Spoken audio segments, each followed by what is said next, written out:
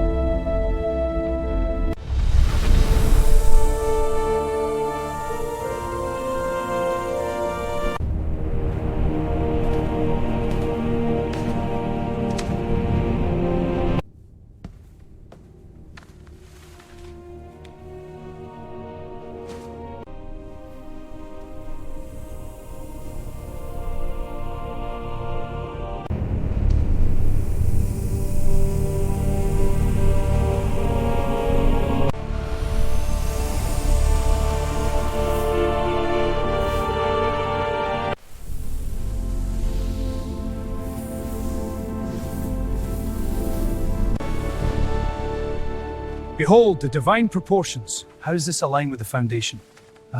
Behold the alignment of the stars. The chamber lies beneath the ancient stone. Then we proceed. Behold, the symbols align. The vault, it opens. Incredible, the light reveals all.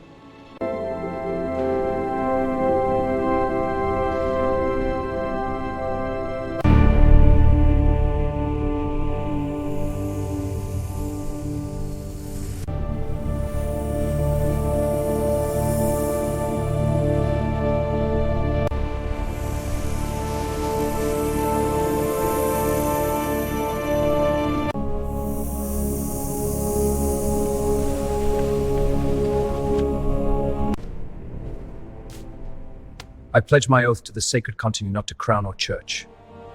Hi guys! Tonight we descend beneath one of Europe's most sacred symbols, not to legend, but to stone, shadow, and a deliberate silence. Cologne Cathedral rises as a symbol of faith, endurance, and divine order. But far beneath its magnificent towers lies a vault the church never proclaimed, a space unmarked on pilgrim maps, sealed not with rubble but with intention. For centuries, whispers circulated that something was hidden there, not treasure, not bones, but a code. A message left behind by those erased from history, the Knights Templar. This isn't just a story about secret tunnels or forgotten chambers. This is about knowledge that survived by going underground from persecution, about symbols carved into places no one was meant to look, about a truth the church didn't destroy but buried instead. Because some truths are too dangerous to burn, they must be locked away instead. So before you dismiss this as myth, ask yourself, why do some areas beneath Cologne remain unexplored to this day? Why do the records stop where the stone begins? And why do the same symbols appear again and again across Europe, always near places of silence? Like the video, subscribe, because tonight we're opening the vault beneath Cologne Cathedral, and once you see the code, history will never look the same again. In October of 1307, the Knights Templar were arrested across France in a single coordinated strike. King Philip IV, drowning in debts owed to the Templars, ordered their immediate capture. The Pope followed closely behind, excommunicating and condemning the order. Their lands were seized, their leaders tortured, and by the early 1400s, the once mighty Knights Templar seemed to vanish from official records. but there's something deeply unsettling about how quickly they disappeared. Thousands of members, dozens of ships, countless documents and treasures, all supposedly gone. Yet, no mass graves were found, no final testimonies from lower ranks, no widespread evidence of resistance or rebellion. It's as if they evaporated into smoke. But they didn't. Within weeks of the arrests, reports emerged from the coast of La Rochelle that several Templar ships quietly departed under cover of night. These ships were never stopped, never reached any known port. Chronicles of the time mentioned their departure but never explain where they went. This wasn't panic, this was planned, many believe. These ships carried not treasure, but people. And not just any people, but a faction of the order with a separate mission, a structure operating independently from the official hierarchy, a branch that didn't wear white, no coat of arms, no parchment, no official permission, a group that left no trace. Historians typically describe the fall of the Knights Templar as an annihilation, but there's another word that fits better: severance. What if the order's fall wasn't an ending but a separation, a split between the visible and invisible, the public and secret, those arrested and those untouched? The Vatican archives hold thousands of pages about the Knights Templar, but among them are gaps, completely missing sheets, records mentioning unnamed cells, references to documents that no longer exist. Some scholars find these absences meaningless, but others believe they point to deliberate removal, a redaction. Not everything was erased, only what threatened survival. In the countryside of southern France, local legends speak of gray-cloaked men who appeared afterward. They built no castles, claimed no titles, swore no oaths to kings, but they protected something. What exactly? Nobody knows. Their presence was brief and their names forgotten, but the timing isn't coincidence. The Knights Templar fell, and these gray figures rose from silence. Even today, ruins with no documented builder carry the same geometric precision used by Templar architects. They align with the stars, they contain hidden chambers, and they're located in regions where the church once burned heretics. The disappearance of the Knights Templar isn't just about what was destroyed. It's about what was preserved somewhere beyond papal courts and royal dungeons. Some knew the collapse was coming and took action. They left behind the white cloak and chose gray instead. They chose silence, and in that silence, they survived. The papal trials of the Knights Templar were among the most public and meticulously orchestrated. Condemnations in medieval Europe. Launched in 1307, they continued into the early 1400s. These trials included torture, forced confessions, and heavily scripted records. Yet despite widespread arrests and interrogations, there are inexplicable gaps in the records. Thousands of knights existed across Europe at the time, but only a fraction were tried. Official documents focus mostly on France, with limited activity in England and Iberia. But in Aragon, Languedoc, and parts of Germany, the paper trail thins or disappears entirely. Some of the most critical regions simply go silent. This silence isn't accidental. Points to the existence of a group that either completely evaded detection or was deliberately left out. In a letter dated February 1308, Pope Clement V writes to the King of Aragon, expressing concern that some Templars may have fled to regions beyond royal control. The tone isn't accusatory, but cautious and questioning. Other papal correspondence uses vague phrases like unnamed factions and uncertain brothers. One even mentions a council assembled outside known provinces. These letters weren't public. They were stored in Vatican archives and only rediscovered centuries later. They suggest the possibility that the Church knew some members of the order had separated before the mass arrests and chose to quietly ignore them rather than pursue them. Inquisition manuals from the early 14th century contain great detail on how to interrogate suspected heretics, but very few provide instructions for questioning former Knights Templar. This absence suggests that those not already in custody weren't being pursued as aggressively as claimed. The Church may have believed it better to destroy the visible structure of the order and leave the unknown parts untouched, especially if those parts had taken root in regions sympathetic to Knights Templar ideals or hostile to papal control. A calculated silence instead of a risky confrontation. In diplomatic records from Avignon, there's a strange note about a group referred to as threshold guardians. The phrase appears only once, followed by a warning not to mention it in writing again. No details are given, no names are mentioned, but the timing coincides with the period after the initial arrests. This group doesn't appear in trial records. They weren't accused. They weren't defended, they simply aren't there. Chroniclers who later examined the Knights Templar trials often noted how efficient the process was, but some also noted inconsistencies. Monks at Tow Abbey recorded that some brothers disappeared from their posts days before royal orders reached the countryside. Some Templar properties were found empty and untouched. No signs of struggle, no bodies, just silence. These weren't chaotic escapes. These were coordinated withdrawals. The trial that history remembers was only part of the story. The rest was hidden in margins, written in code, or never recorded at all. In scattered manuscripts from the early 14th century, there's mention of cloaked men who didn't wear the white cloaks of the Knights Templar. Instead, they're depicted in gray garments. These accounts don't come from official church documents, but from letters, travel journals, and marginal notes in monastery records. They speak of a silent order with no coat of arms, no known master, and no connection to any bishopric or noble house. A monk in northern Italy describes pilgrims passing through the valley without speaking a word. He interprets their silence not as rudeness, but as if they'd taken a vow. Their cloaks were gray, unmarked, their faces calm and focused. He called them the Watchers. In a legal case recorded around 1320 in Provence, a local noble complains about strangers camping near ancient ruins on his land. When guards approached, the men gave no names, presented no documents, showed no resistance. The next day they left without a trace. The court clerk notes their appearance matched rumors about former knights who had abandoned their colors. What made this striking wasn't just the color of their cloaks, but that none carried any Christian symbols. No crosses, no saints, no Latin letters. Just plain fabric. This detail becomes more interesting when compared to Templar traditions. The white cloak was given only to Knights Templar after their initiation process, a sacred mark of their vows. To abandon it would normally be seen as apostasy or shame, but these gray-cloaked figures seem to act with purpose. Some scholars argue this wasn't a rejection of vows, but a transformation, a visual break from both church authority and royal allegiance. Gray wasn't chosen randomly in medieval symbolism. Gray represented humility, neutrality, and the mixture of light and darkness. It was the color between extremes, and this group seemed to exist exactly there. In German chronicles from the early 1400s, there are references to a community called the Brotherhood of the Silent Path. They're never identified as Templars, but their behavior mirrors Templar discipline. They travel in pairs, avoid cities, and are seen near ancient pilgrimage routes. They don't preach, don't convert, don't participate in public worship. They just watch, wait, and then move on. The chronicler admits their origin is unknown, but suspects they're remnants of a fractured oath. Church authorities in Avignon noted the rise of unusual monastic figures during this period. The papal advisor expresses concern about self-appointed guardians appearing in rural areas, declaring allegiance to no monastery. Though they posed no visible threat, their secrecy was disturbing. When questioned, most would vanish before official investigation could begin.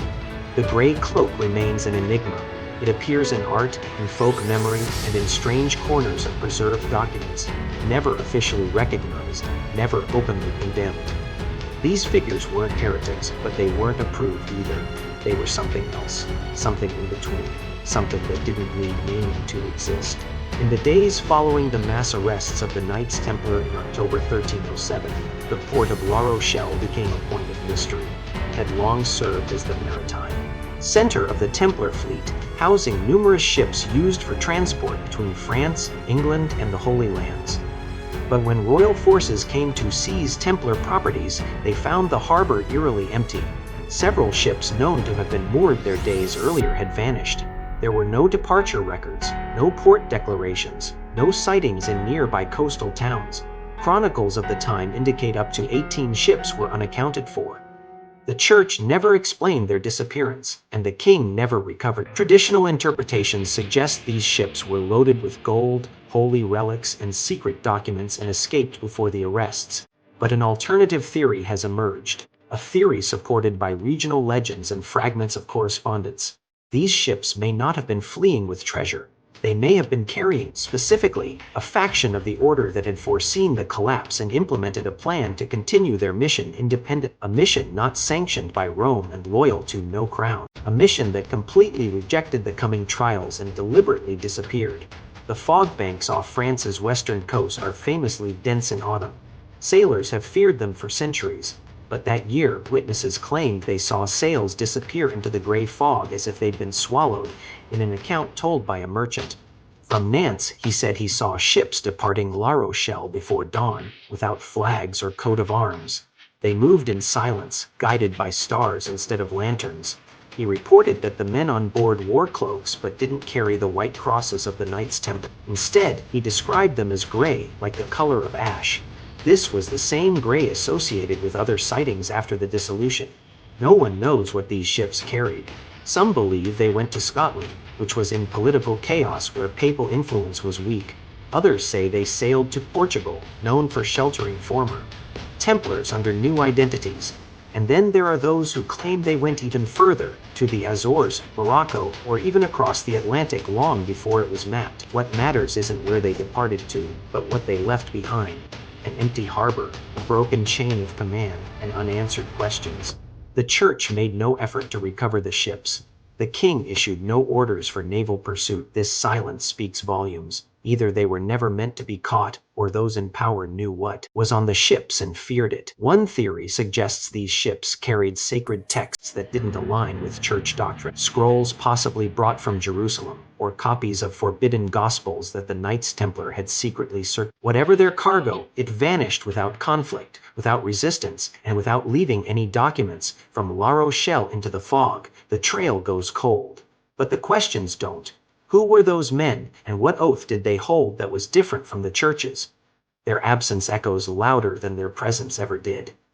In the Languedoc region of southern France, long associated with dissident religious ideas and secret movements, a strange manuscript was found inside the wall of a ruined chapel in the late 19th century. Preserved today in a private collection, this codex is written in a mixture of Latin and Old Occitan. What makes it extraordinary is its resemblance to the original Latin rule of the Knights Templar, established in the early 12th century under the guidance of Bernard of Clairvaux. But this version contains revisions, additions, and restrictions not found in the official Templar rule. It's harsher, more ascetic, and completely stripped of all references to papal authority. Scholars have nicknamed it the rule beyond the rule. Multiple sections imply that the group behind this text operated outside traditional Templar command. The emphasis isn't on warfare or land ownership, but on secrecy, spiritual discipline, and protection of what the text calls the unseen lineage. It forbids alliances with rulers, condemns accumulating wealth, and even discourages building grand structures. Members are commanded not to carry seals, not to wear a recognizable cross, and to speak only in assembly. These directives would have put them at odds not just with the Church, but with the visible Templar order itself. The Codex repeatedly refers to a sacred continuity that must be preserved independently of political winds or public collapse. Some researchers believe this may point to a body of secret knowledge inherited from older Christian sects or even pre-Christian traditions. Others think it points to an inner Templar core that believed the order had strayed too far from its original purpose and wanted to re-establish purity through silence and withdrawal. What gives weight to this theory is the region where the codex was found. Languedoc was the center of Cathar resistance in the 13th century, was a land steeped in crusades, secrecy, and unresolved theological rifts. After the Cathars were destroyed, the void they left didn't simply close. It became a refuge for other dissidents. If a branch of the Knights Templar wanted to rewrite their rules and implement a covert version of their mission, this was the place to do it. Paleographic analysis dates the codex to approximately between 1320 and 1340. This is after the dissolution of the Templar order, but within the lifetime of many surviving knights. The Latin script matches other monastic texts from the region, but the structure and content resemble no known monastic rule. No saints are invoked, there's no blessing from popes or bishops, just a call to silence, purity, and devotion to an oath for something unnamed. This wasn't an accident, this was a deliberate rewriting of purpose, a transformation, and if it was implemented, it would have created a group of warrior monks designed to exist in shadows, loyal not to church or state but to something older still.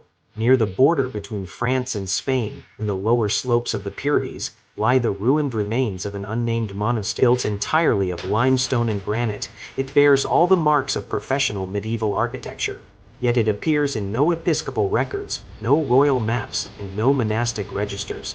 There's no dedication plaque, No recorded patron, no charter of foundation. Architectural analysis reveals undeniable parallels with Templar commanderies.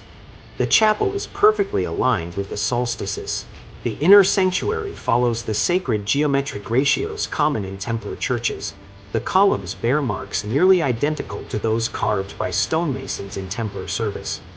But unlike other known Templar structures, this monastery has no crosses, no Latin inscriptions, only a single symbol carved above the entrance, a circle divided by a vertical line, unexplained. In the early 1900s, a group of historians from Toulouse examined the site. They found underground passages, some opening into empty chambers large enough to house 10 to 15 men. But there were no graves, no scripture carvings, no trace of public worship.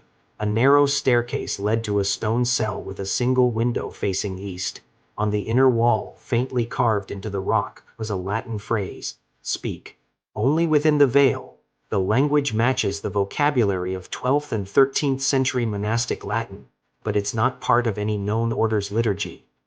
The monks who lived here, if they were indeed monks, left no names. Attempts to trace ownership of the land during the medieval period have failed. The area was part of Cathar territory before the Albigensian Crusade in the early 13th century. Afterward it came under vague royal oversight, but no monastery was ever taxed from this location. No monastery reported from this position. This absence of documentation is as revealing as any written evidence.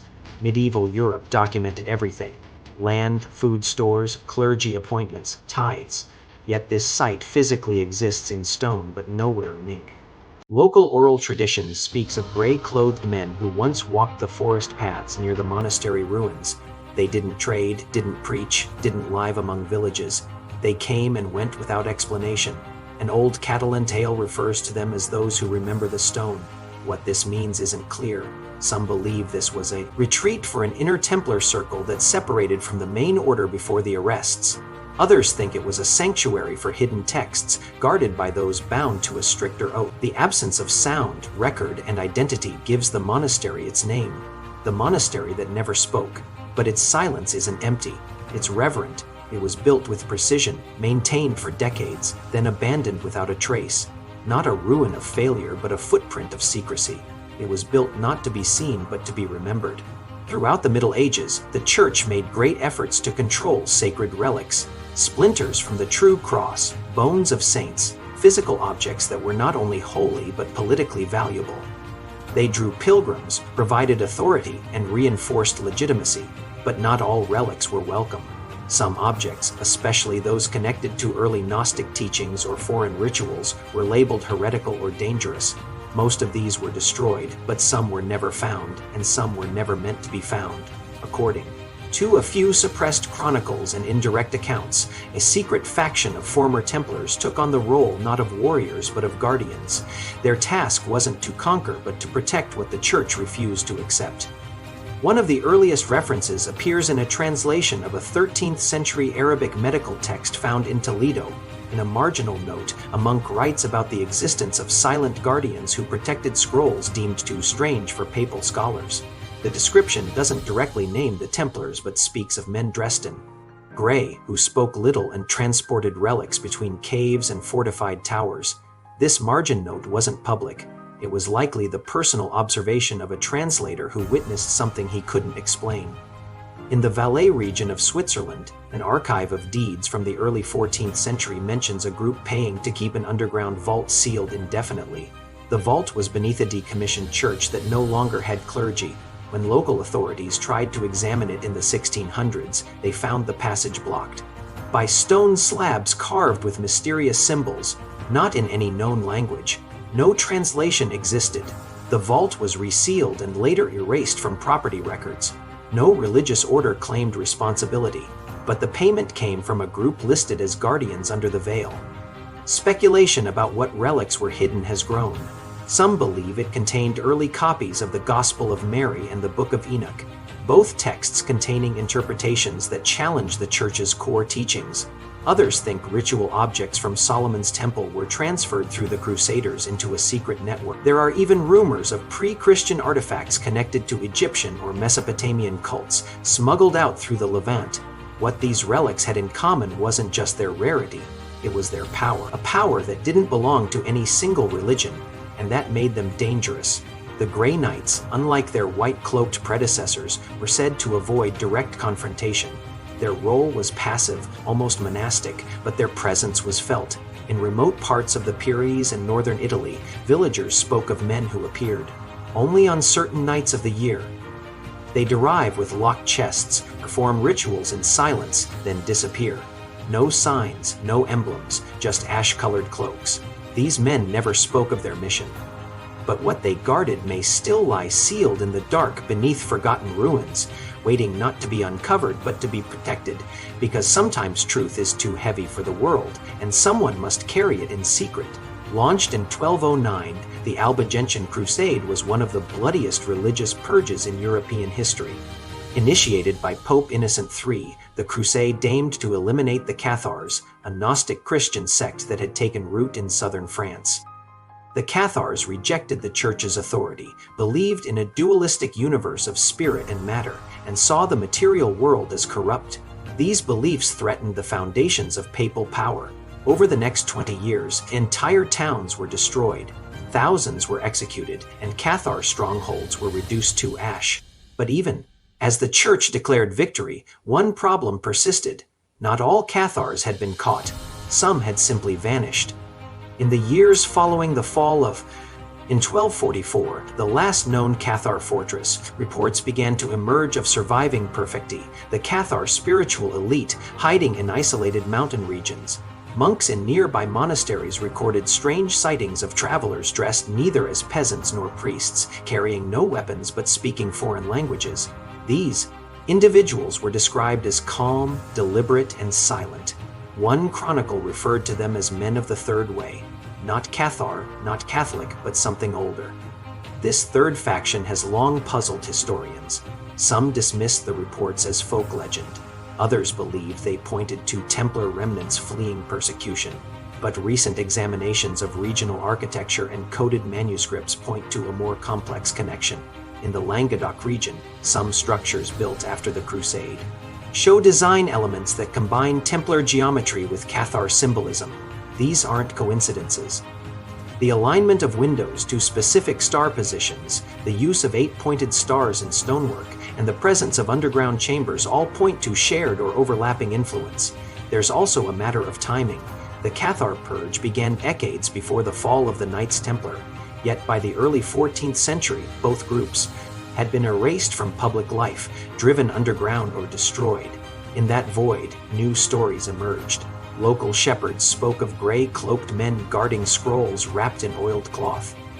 These men didn't speak of Jesus or Rome. They spoke of balance, of light and shadow, of the hidden path, and they received survivors not as converts but as guardians. In the Vatican archives, a suppressed letter dated 1349 warns of a residual movement forming in the south. The author is a Dominican inquisitor. He refers to them only as those beyond reach. He notes they operate without sacraments, without chapels, but with discipline and silence. He recommends their names not be written in future correspondence, because he fears it will give them permanence. The picture that emerges is one of a protective network, a disciplined group guided not by doctrine or power, but by preservation. They didn't fight, they didn't preach, they protected, not just people, but memory too. Ideas meant to be erased as well. And if this is true, the Cathar survivors didn't simply fade into legend. They were hidden by shadows, shadows shaped with purpose, shadows that may have worn gray. In the southern France region, in lands once known as Occitania, there's a series of small stone churches quietly scattered along remote hills and valleys. These churches aren't listed among the great cathedrals, nor do they carry the ornate decorations of Gothic architecture. Instead, they're simple, precise, and aligned with an unsettling accuracy. When plotted on a map, their positions form geometric patterns resembling pentagrams, octagons, and star alignments known to carry meaning. In sacred architecture, some follow the same spatial ratios used by the Knights Templar in their commanderies. Yet these churches bear no papal seals, no coat of arms, no saint dedications. The one feature found consistently among these structures is a recurring image carved into stone lintels and altar corners, a veil drawn across a face or stretched between two hands. Always unnamed, historians have long debated the purpose of these churches. Some attribute them to rural monastic orders, others suggest they were built by local people using ancient designs, but the precision of the geometry strains this explanation. One example is the Church of Saint-Pierre-de-Meux, perfectly aligned with solstice sunrise despite being in a forested valley with no visual markers. Another is the Chapel of St. Luna, whose floor plan mirrors the inner chamber ratios of Solomon's Temple as described in ancient Hebrew texts. These aren't random coincidences. They point to knowledge of sacred ratios transmitted through disciplined training. The Knights Templar were known for embedding spiritual and astronomical codes into their buildings. Their churches were often oriented to face specific constellations. Floor plans used the golden ratio and Pythagorean triangles. But after the order was dissolved in the early 1400s, this architectural tradition was expected to vanish. It didn't. It just changed form. These rural churches seem to continue the same knowledge stripped of all public symbolism. No crosses, no papal emblems, just stone, mathematics, and silence. A study conducted by French architect Henry Parsac in the late 20th century identified over 30 such sites in a triangular region between Carcassonne and Foix. All were built within 50 years after the suppression of the Knights Templar. None appear in church construction records. Most are unknown even to local clergy. The interiors are plain, but some contain unusual features like hidden niches, false walls, and labyrinths carved beneath the floor. The veil symbol appears in 26 of them, always carved shallowly as if meant to be seen only in dim light. The veil may represent secrecy, initiation, or the concealment of sacred truth. In early Christian mysticism, the veil was used as a metaphor for divine mystery. In Gnostic texts, it marks the barrier between visible reality and hidden knowledge. That these churches reflect Templar geometry while using such a symbol raises an important question. Were these places built not for worship but for protection? Not for gathering, but for hiding something sacred and secret? The geometry remains, the symbols remain, but the builders don't. What's left behind isn't a message but a pattern still whispering from within the stone. In the 15th century, the Camino de Santiago was one of Europe's most traveled pilgrimage routes. It stretched across northern Spain and drew thousands of believers annually to the shrine of St. James in Compostela. Pilgrims came from every social class, wore badges from their homelands, sang hymns, and carried letters of passage approved by local churches. But among these crowds, scattered reports began to emerge of a different kind of pilgrim. They wore plain gray cloaks with no markings. They traveled in silence, always in pairs or small groups. They carried no banners, spoke to no one, and avoided inns and churches. The local people simply called them the Silent Ones. These figures don't appear in official church records. Pilgrims were typically documented for security and indulgence purposes. Inns kept ledgers. Bishops issued certificates of completion. But the silent gray-clothed travelers left no such trace. They bypassed main routes, rested only briefly in rural villages, then disappeared back into the hills. A shepherd's journal from 1423 describes seeing two of them walking barefoot in snow. He offers them food, but they decline with a nod and continue on their way. He notes they didn't look like monks, they looked like sentries. In an archive preserved in Lyon, there's a letter from a Benedictine abbot warning about unregistered pilgrims moving west through Galicia. The abbot doesn't accuse them of heresy, but describes their behavior as disturbing. He says they ignore churches, refuse communion, and never answer questions. He suggests they may be part of a marginal order or secret brotherhood, but gives no name. His request for investigation goes unanswered. By the end of the decade, similar sightings are reported in Burgos, Astorga, and Pamplona. Always the same pattern. Hooded figures, silent, avoiding attention, but consistently following the ancient route. Some researchers believe these individuals were remnants of a Templar origin branch maintaining a tradition stripped of its military and public presence. Others suggest they were guardians facilitating the transport of sacred relics between hidden locations. Their use of the Camino makes strategic sense.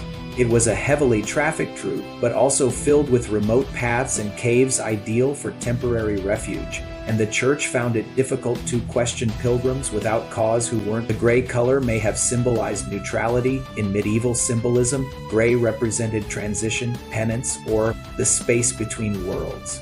If these pilgrims were part of a silent order, the purpose of their journey may not have been to reach Compostela but to maintain a pattern of movement designed to protect something invisible. An unbroken path walked not for salvation but for memory. The silent pilgrimage was never officially acknowledged, but its footprints remained, carved into stone steps and oral legends. A nameless movement, a mission without banner, and a presence that never needed words. Just distance, discipline, and silence. Rochelle Chapel in Scotland is one of Europe's most symbolically rich and mysterious structures.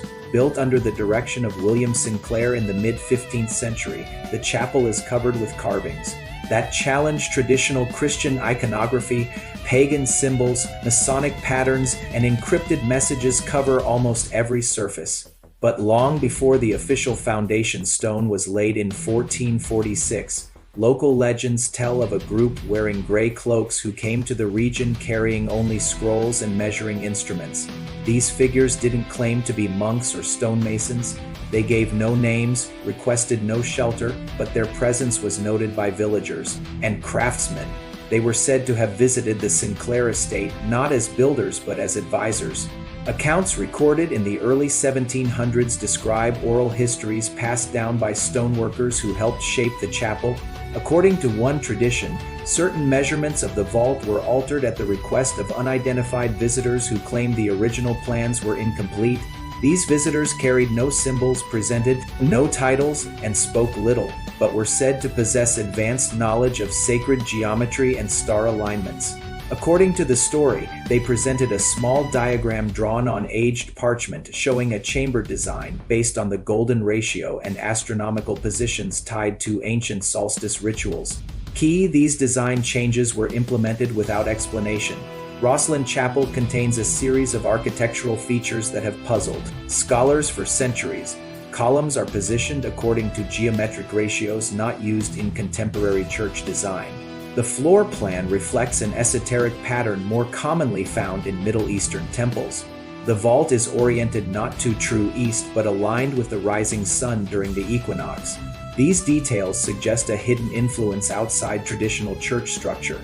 Though William Sinclair is known to have had an interest in esoteric subjects, there's no record of how he acquired such precise knowledge. Rochelle holds a special place in Masonic lore.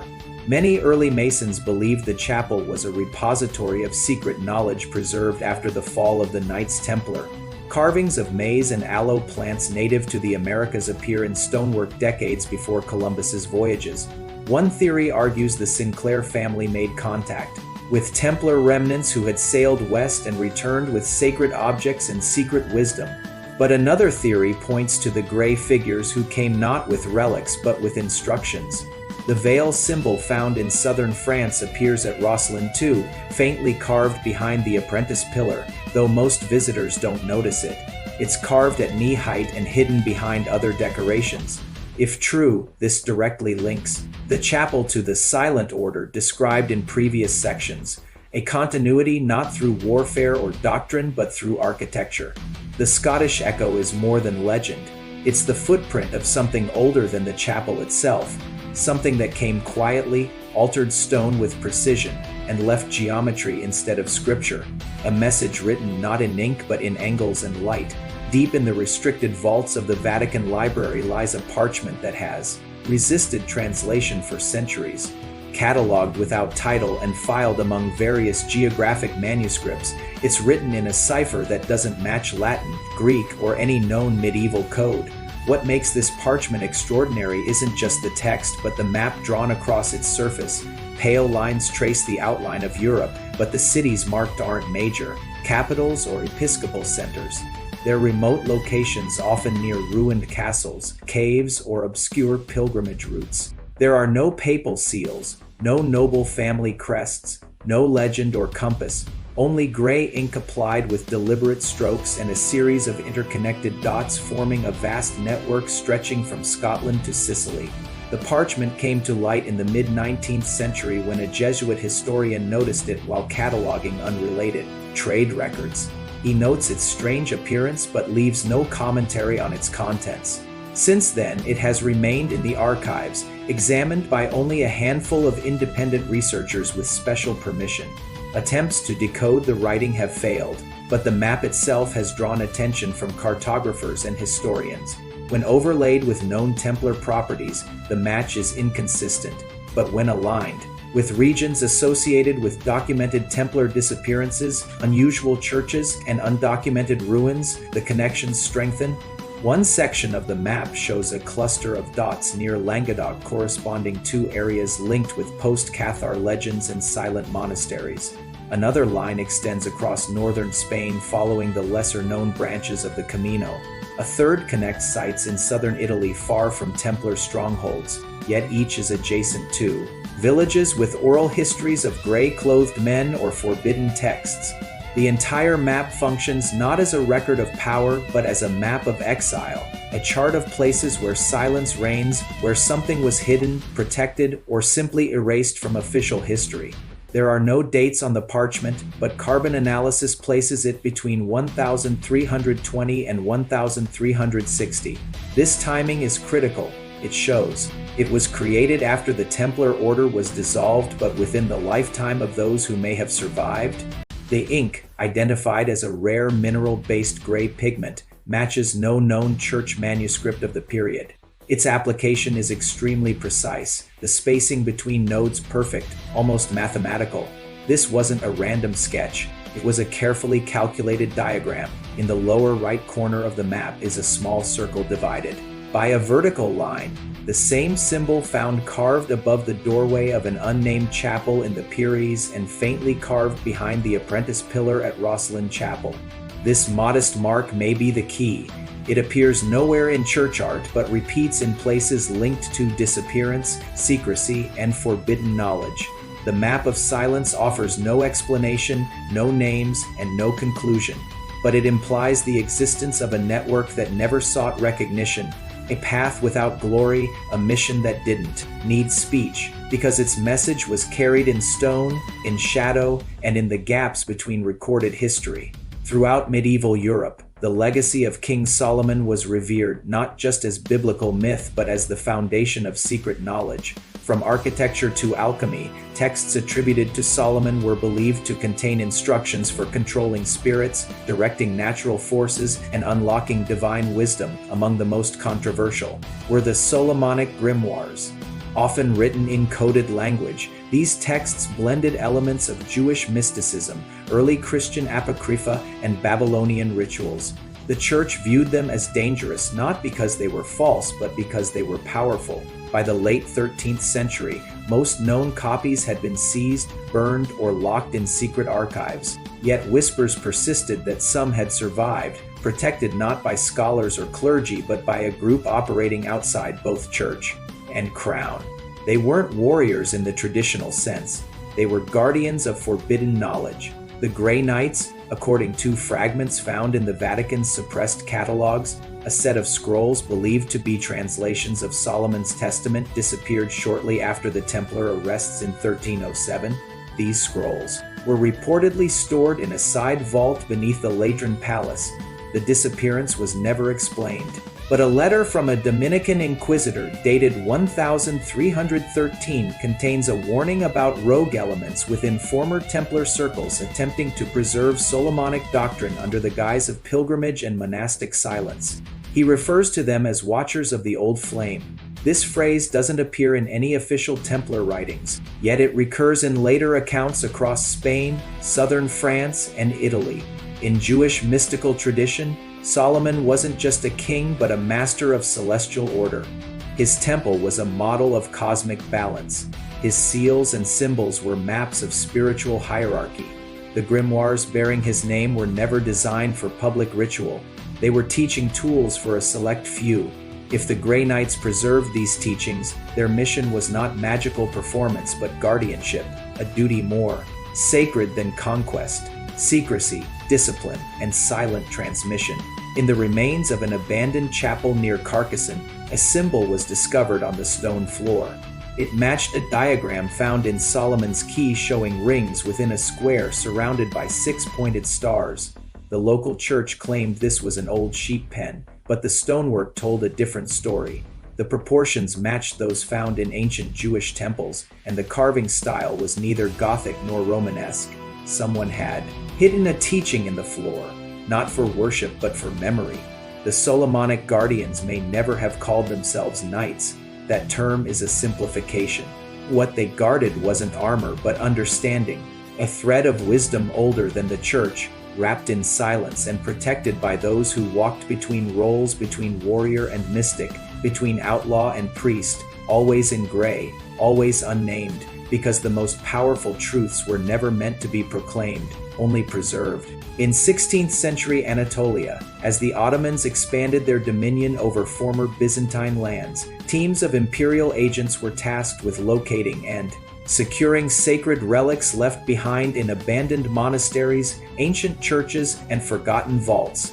These relics ranged from alleged apostolic bone fragments to manuscripts believed to carry early Christian teachings. Though the Ottomans were Islamic, they valued certain relics for their political and symbolic power. But among imperial records kept in the Topkapi archives are strange accounts that don't align with standard military or religious encounters.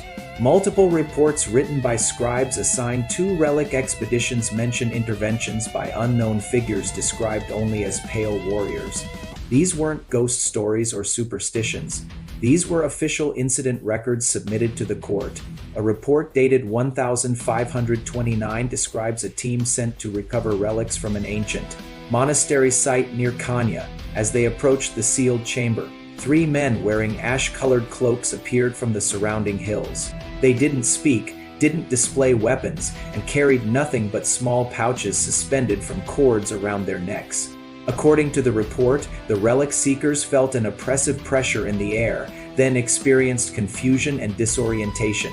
When they regained their senses, the chamber had been resealed and the figures had vanished. The scribes used the term glegalar, meaning eyeless shadows, for these entities. A separate document dated 1537 recounts a similar incident near the ruins of Hierapolis.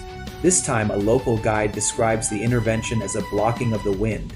The men wore dust-colored cloaks and moved with an unnatural stillness. One was seen placing a small stone object at the base of a broken column, after which the air grew heavy and expedition members couldn't proceed. The relics were never recovered. The guide claimed these men were guardians of something older than Rome, protectors of something that must not be uncovered. These reports weren't widely circulated, but they were preserved.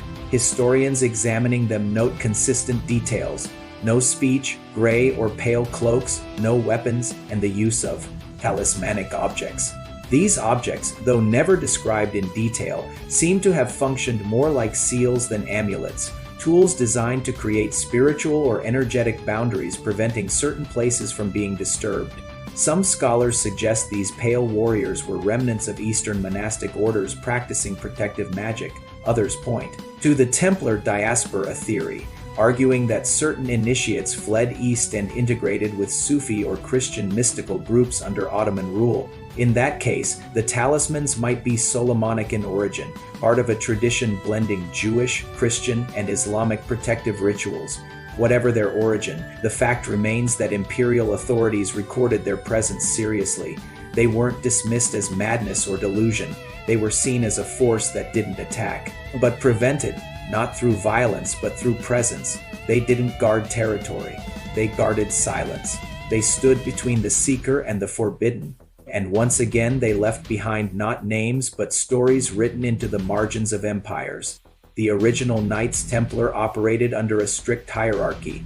At its height, the order answered directly to the Pope, had a Grand Master at its head, and maintained a clear chain of command extending across Europe and the Holy Lands. But the group described in scattered legends and forbidden texts doesn't follow this pattern. The Silent Order, often called the Grey Knights in modern academia, appears to have operated without central authority. There's no Grand Master, no headquarters, no visible chain of command. Instead, they seem to have functioned as small, autonomous cells, each isolated, self-directing, and guided not by orders from above but by preserved instructions encoded into scrolls, geometry, and ritual. This decentralized structure made them nearly impossible to track. While vast lands and papal approval made the Knights Templar vulnerable to political betrayal, the Grey Ones left no paper trail. There were no titles to revoke, no property to seize, no oaths to extract under duress. The few traces that exist suggest each cell maintained a set of scrolls copied in cipher. These scrolls didn't contain rules of war or finance. They offered guidance on movement, concealment, and protection. Preservation not of wealth but of knowledge. Maps not of lands but of alignments. References not to kings and borders but to dates and stars. One such scroll found in a collapsed chapel in the Aragon region in the late 19th century contained a mixture of Latin, Hebrew, and geometric figures arranged in a sequence that matched the dimensions of sacred space. When translated, it didn't present direct commands but offered a meditative pattern designed to be followed by those trained in sacred architecture. The scroll bore no name, no signature, only the divided circle symbol identical to those found in other hidden sites across Europe. This consistency points to a common origin, but not a common leader. The absence of a Grand Master wasn't a weakness, it was protection. Inquisitors couldn't capture what had no head. Rulers couldn't bribe what had no treasury. Cells were guided by commitment to a purpose, and that purpose was encoded not in words but in form. Sacred. Geometry served as an instruction, preserving knowledge through shape and ratio. Certain chamber dimensions, column arrangements, and floor ratios carried meanings only initiated members could read. This method of leadership through geometry aligns with ancient mystery traditions. In Egyptian temples and Greek philosophy schools, numbers and forms were used as language. What the church called superstition, the silent order saw as transmission. The teachings required no interpreter or priest. They required focus, discipline, and the ability to read stone like a book. There's no record of any single figure claiming leadership over the Grey Knights, no oath to a supreme commander. Only a silent coordination across regions spanning from the Pyrenees to Anatolia, from Scotland to Sicily, all bound not by title but by symbol. Their authority didn't come from Rome or Jerusalem. It came from alignment, from the harmony of hidden knowledge. Their order raised no banners. It raised temples of silence, and each cell was a voice in that silence that echoed through centuries. In the late 16th century, as the Counter-Reformation reshaped Catholic power, the papacy authorized silent campaigns aimed at eliminating persistent threats to doctrine. These efforts extended beyond public trials and sermons. They included covert investigators, trained theologians, and loyal nobles tasked with tracking what church correspondents called the broken lines of forbidden Templar blood. What was feared wasn't armies or rebellion but inheritance, bloodlines that quietly passed down teachings, oaths, or guardianship from parent to child. If such lines existed, Rome aimed to end them. Records from the Roman Inquisition reveal operations targeting families in southern France, northern Italy, and the Iberian Peninsula. Agents followed rumors of unregistered chapels, coded marriages, and unusual burial customs. In one case dated 1582, a papal envoy reports a household that refused baptism but practiced structured prayer at fixed hours aligned with the stars. Before arrests could be made, the family vanished. Similar failures repeat again and again. The hunters found traces but never the source. What frustrated these efforts was the absence of structure. The church knew how to dismantle orders with leaders and rules. It had done so with the Knights Templar centuries before, but the Grey Ones left no paper trail. There were no titles to cancel, no property to confiscate, no oaths to extract under pressure. Each suspected cell appeared independent yet informed when one was exposed. Others dispersed without making contact. This implied coordination without communication, a concept that deeply unsettled church authorities. Jesuit correspondence from the early 1700s points to an awareness. One letter speaks of an adversary that doesn't gather, doesn't defend, doesn't even advocate for itself. It protects by dispersing. The writer acknowledges that power is useless against something with no center. He recommends silence, hoping the movement will fade from lack of attention. This may explain why references to the Grey suddenly stop, not because they were destroyed, but because pursuing them proved futile. Despite decades of effort, there's no verified capture of a Grey member in papal archives. No trial records, no confessions, no executions, only margin notes filled with suspicion. The hunters chased ghosts through records and ruins, always arriving too late. The Grey ones remained invisible, unknownable, and untouchable. In trying to erase them, the Church may have learned the lesson too late. Some orders survive not by standing firm, but by never standing at all. This campaign reveals a pattern seen in suppressed movements across Europe. Power hunts names, leaders, and banners. Silence offers none of these. By choosing dispersal over hierarchy, the Grey ones avoided the fate of previous orders. Their survival depended not only on secrecy, but on patience and restraint. Generations could pass without action, then resume when conditions allowed. For the popes, this was unbearable but unsolvable. A threat that couldn't be accused, couldn't be condemned. And so the record ends not with proof of victory, but proof of escape. History remembers what failed loudly, but forgets what succeeded silently, moving beyond reach and record, deliberately, forever. In the mountainous Navarre region near the Spanish-French border lie the remains of a ruined monastery dating to the 13th century, believed to have been abandoned during the early waves of church centralization. For centuries, it drew little attention from scholars or clergy. This changed in the early 1900s when a restoration team uncovered a sealed chamber beneath the foundation. Hidden behind a false wall and buried under centuries of earth and debris, the chamber contained no relics, no texts, no altar, only a series of smooth stone seals the size of a human hand carefully arranged in a circle on the floor. These seals bear no Latin script, no saint names, no papal markings. Each has at its center a Jerusalem cross, but it's divided along its vertical axis as if deliberately fractured. The image is unmistakable, but its meaning remains unclear. The Jerusalem cross, composed of a central cross with 4 smaller crosses in each quarter, was the official symbol of the Crusader kingdom and closely associated with the original Templar order. It symbolized the spread of Christianity from the Holy Lands to the 4 corners of the world. But here, the cross isn't erased or removed. It's broken, a symbolic act many believe reflects a deeper severance. Some researchers suggest this represents rejection of Roman authority. Others believe it marks a transition, the rebirth of a new purpose separated from papal oversight. The absence of Latin inscriptions is striking. Medieval church works were almost always inscribed with prayers, slogans, or donor names. These seals carry only geometric forms, stars, veils, nested circles, symbols linked to the silent order in previous sections. The chamber itself follows measurements based on sacred geometry. The floor layout mirrors a perfect 9-pointed pattern associated with completion and silence in Kabbalistic tradition.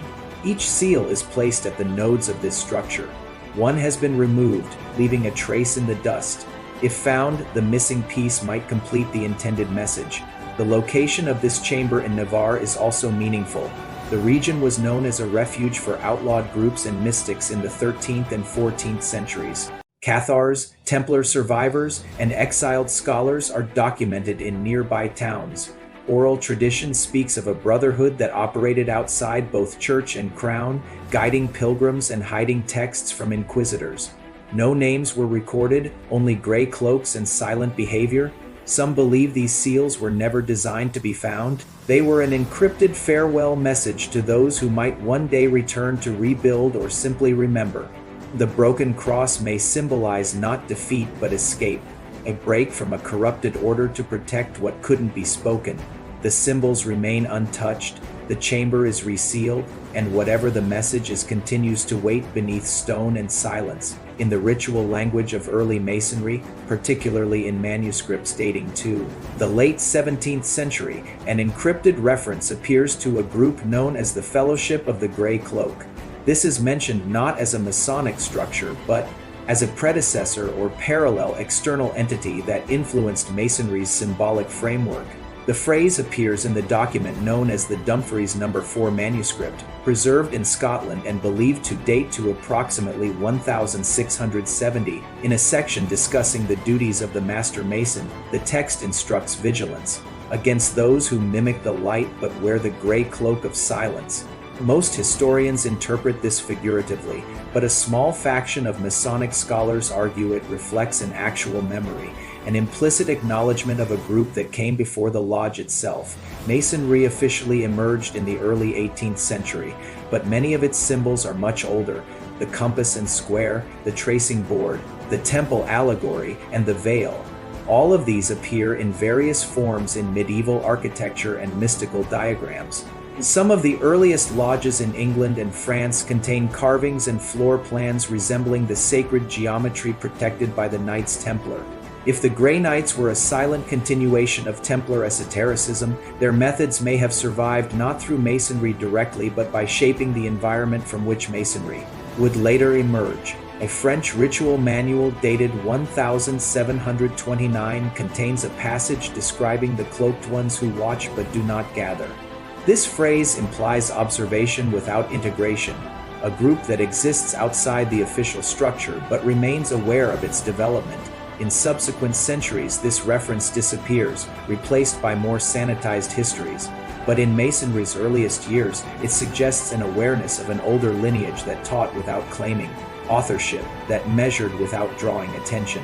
Some symbols associated with the Grey Knights also appear in obscure Masonic degrees: the divided circle, the veil over a face, the compass drawn without a square. These aren't standard in modern ritual but are preserved in arcane degrees still practiced in isolated lodges. The origin of these degrees is unclear. Some say they were brought by travelers from the Pyrenees. Others believe they were transmitted through forgotten manuscripts, passed among masters in silence. If the Fellowship of the Grey Cloak existed, their influence on Masonry was through suggestion, not control. Whispered, not doctrine. They didn't seek recognition, only the preservation of pattern, and with its symbolic language, temple allegory, and emphasis on secrecy, Masonry provided fertile ground for that influence to take root.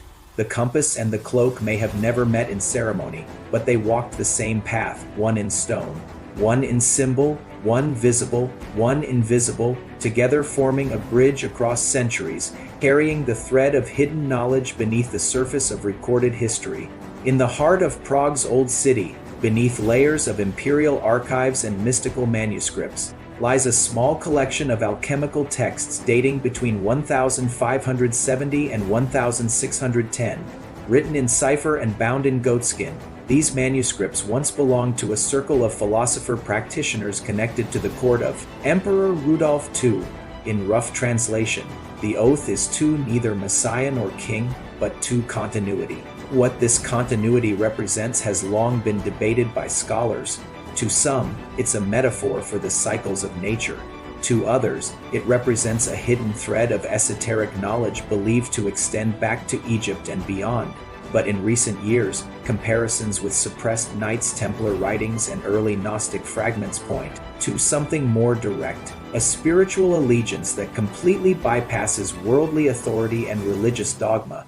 The traditional Templar oath bound knights to Christ and to the duty of protecting pilgrims, but deeper within the surviving codes, particularly those salvaged from the Chinon parchment, are subtle references to a dual doctrine, an external oath toward Rome and an internal oath toward a higher order of understanding. This inner current, never officially acknowledged, may have survived through the Grey Knights, an oath not to institution or crown but to the preservation of a hidden truth.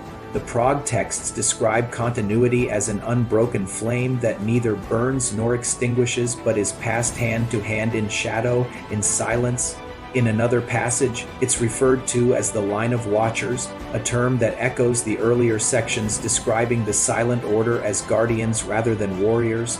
The concept of blood as a vehicle for continuity is also significant. In one alchemical diagram, a human figure drawn in red ink is depicted holding a scroll in one hand and a sealed vessel in the other. The caption reads, The seal lies not in the seal but in the blood. Some interpret this symbolically. Others believe it points to hereditary transmission of knowledge through family lines or chosen initiates. If so, it aligns with reports from the Counter-Reformation period of papal agents attempting to eliminate bloodlines connected to forbidden orders. But the oath itself wasn't to protect people. The oath was to protect memory. An oath of existence, an oath of continuity, an oath to persist by remaining. What separates this oath from others is its complete severance from traditional authority. It doesn't answer to the church. It doesn't serve kings. It doesn't fight for land. Its only mission is to preserve continuity. That such an abstract concept is referenced so consistently across cultures points to an underground tradition operating beneath recorded religion. Whether the Prague manuscripts were written by the Grey Knights in exile, by alchemists sympathetic to them, or by distant inheritors of the same truth is unknown, but their words carry the same resonance, not revelation but responsibility, not doctrine but duty. The oath of blood wasn't made publicly. It was made in silence. Its power lay not in force but in endurance. Continuity didn't need to be seen, only preserved. In the remote countryside of central Portugal, just beyond the borders of Tamar, lie the moss-covered remains of an unmarked ruin long assumed to be a forgotten watchtower, hidden among olive groves and covered with ivy. The site drew little attention until an earthquake in the early 1900s cracked part of the stone foundation and revealed a hidden staircase descending beneath the earth. What archaeologists found below wasn't a vault or crypt but a circular chamber carved entirely from stone. Its dimensions were perfectly symmetrical. Its acoustics possessed an unnatural precision. The chamber contained no Christian crosses, no saint depictions, no Latin inscriptions. Instead, symbols linked to King Solomon were carved into the walls. Glyphs associated with the apocryphal Book of Enoch and diagrams found in early Jewish mysticism and alchemical texts. At the chamber's center stood a stone pedestal. Upon it was carved a seven-pointed star intersected by concentric circles. Around the chamber, niches were carved into the walls, each containing faded carvings of symbols linked to angelic hierarchies and planetary movements. There were no human figures, no devotional imagery, only abstraction. This chamber didn't conform to any known architectural style associated with Portuguese churches. Its closest parallels appear in pre-Romanesque Templar structures and older Syrian ritual temples, yet there was no historical record of this chamber. No monastery claimed it, no church document mentioned its construction, and most importantly, it had never been consecrated. The presence of Solomonic symbols points to a connection with ritual traditions preserved outside mainstream Christianity. Solomon's ring, known to control spirits and provide access to secret knowledge, appears here in multiple forms. The Enochian glyph, associated with forbidden teachings transmitted before the flood, is carved beneath the pedestal with script matching early versions of Sefer Raziel, a medieval Hebrew mystical text. These elements point to a space designed not for worship but for initiation, a hidden basilica not for masses but for guardians. Portugal, especially after the fall of the Knights Templar in 1307, became a refuge for displaced knights and mystics. The Order of Christ, which absorbed much of the Templar remnants, operated under royal patronage and often built structures mirroring old patterns without official approval. This underground basilica may have been part of a network of sacred spaces used by those maintaining a tradition beyond the church's reach, a parallel clergy, whose lineage descended not through popes but through knowledge. No sacred relics were found in the chamber. No bones, no chalice, no book, only stone, only geometry, only silence. And yet the chamber's design itself, its perfect acoustics and precise orientation to solstice light, suggest it had a function beyond symbolic. It was a place where sound, light, and form were used together, designed to focus, teach, and preserve awareness. The absence of saints isn't neglect. It's a declaration. This basilica didn't belong to Rome. It belonged to the path of those who watched the stars, read the stones, and remembered what the world wanted forgotten. Among the oral traditions of certain Native American tribes are strange and consistent legends about pale-skinned men who came long before Columbus. These visitors didn't arrive with great ships, didn't establish settlements, didn't bring weapons or trade goods. They came quietly, in small groups, stayed briefly, and left behind no structures, but according to some elders, what they did leave behind were scrolls or bundles of symbols that no one could read. Unlike the aggressive Spanish conquests of the 16th century, these early visitors didn't try to conquer, convert, or claim land. They only observed, marked the stars, and moved on. Though mainstream historians dismiss these stories as myth or memories confused with later Europeans, certain details stand out. The men wore ash-colored garments. They traveled mostly on foot. They carried nothing that shone. No gold, no crosses, no banners, in Zuni and Hopi accounts. There's mention of visitors who watched the sunrise from high places and drew symbols in the earth with sticks. One particularly old Puma narrative describes strangers from the east who spoke little and presented elders with a scroll wrapped in animal hide. The symbols on the scroll are said to have resembled plants and stars. This scroll was later buried in a ritual feared to carry forbidden power. In the southeast, Choctaw stories speak of ghost men who taught certain songs linked to moon phases and then disappeared into the forest. These figures don't match Viking descriptions, don't fit Spanish or Portuguese explorer patterns. They sound more like monks or watchers. A theory has emerged linking these visitors to the mysterious fleet that vanished from La Rochelle in 1307 when the Templar order came under attack.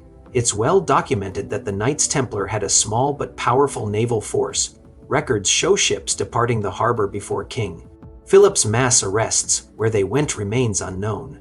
Some think they headed south to Portugal. Others believe they sailed west, guided by ancient maps transmitted from Islamic and Phoenician sources. If some of these ships reached North American shores, their passengers may have come ashore not to colonize but to hide. The scrolls they left behind may have been part of a larger strategy to preserve knowledge across continents, guarded by those beyond Rome's reach, though no physical scrolls have been found in archaeological digs. Symbols resembling Solomonic seals and early European esoteric glyphs have been reported on rocks in remote regions of the American Southwest. These markings don't belong to tribes living in the area and have no direct connection to known European explorers. Their origin remains unexplained. If the Grey Knights reached America, they left behind no stone temples or written records, only memory, only legend, echoes in songs and stories passed from elder to child. Traces of a mission that reached further than any crusade, quieter than any conquest, and deeper than any map in the margins. Of a worn 17th century journal kept by a Benedictine monk assigned to the Vatican archives, there's a strange entry dated winter 1642. The monk describes waking shortly before midnight and observing from a high corridor window what he initially believed to be a secret gathering of penitents in the area just outside the north wall. But as he watched, he realized there was no priest present, no banner, no liturgy, only 13 figures in gray cloaks arranged in a perfect circle, each holding a single candle. The wind didn't disturb the flames.